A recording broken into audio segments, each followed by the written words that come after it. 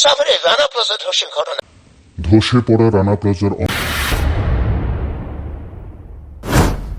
রানা প্লাজার মর্মান্তিক বিপর্যয়ের আসল সত্য কিভাবে ঘটেছিল এই ঘটনাটি। হ্যালো বন্ধুরা, আমি সাব্বির হোসেন নিলয়, স্বাগতম আমার ইউটিউব চ্যানেল।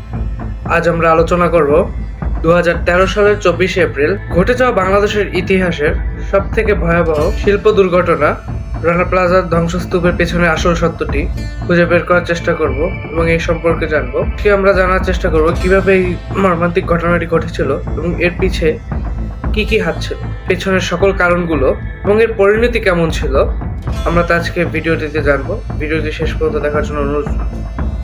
রানা প্লাজা ছিল একটি বহুতলা ভবন যা ঢাকা সাভারে অবস্থিত। ভবনটি 2006 সালে নির্মাণ করা হয় এবং প্রায় 5,000 শ্রমিক কাজ করত বিভিন্ন পোশাক কারখানায়। তবে সমস্যা ছিল ভবনটি নির্মাণ নিয়ে। রানা প্লাজার মালিক সোহেল রানা এই ভবনটি মূলত তৈরি করেছিলেন দোকান ও অফিসের জন্য, কিন্তু পরে সেখানে গার্মেন্টস কারখানা স্থাপন করা হয় যা ভবনের সক্ষমতার বাইরে ছিল।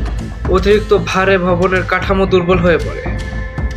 ঘটনার আগের দিন ভবনটিতে বড় বড় ফাটল দেখা দেয়। স্থানীয় প্রশাসন ভবনটি খালি করার নির্দেশ দেয়, কিন্তু মালিক সোহেল রানা সেটিকে অমান্য করে এবং শ্রমিকদের কাজে যোগ দিতে বাধ্য করে।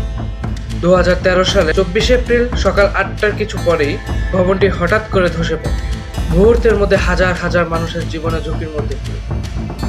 ঘটনার পরেই শুরু হয় এক মহা উদ্ধার অভিযান। ফায়ার সার্ভিস, সেনাবাহিনী, পুলিশ এবং স্থানীয় স্বেচ্ছাসেবক একত্রের চেষ্টায় উদ্ধার কাজ সম্পূর্ণরূপে শেষ হয়। তারা একান্ত চেষ্টা করে শ্রমিকদের উদ্ধার করার জন্য। টানা কয়েকদিন চলা এই উদ্ধার কাজে তারা জীবিত এবং মৃত বহু শ্রমিককে উদ্ধার করেছে। তবে ধ্বংসস্তূপ থেকে বেরোতে না পারে অনেকেই মারা গেছে। এই ছিল বাংলাদেশের ইতিহাসে সব থেকে কষ্টদায়ক ঘটনা। রানা প্লাজার ঘটনার পরে আন্তর্জাতিক পর্যায়ে বাংলাদেশের গার্মেন্টস শিল্পের নিরাপত্তা নিয়ে প্রশ্ন ওঠে। এই ঘটনার পর সরকার ও বিভিন্ন সংস্থা শ্রমিকদের নিরাপত্তা বাড়ানোর জন্য বিভিন্ন পদক্ষেপ গ্রহণ করে।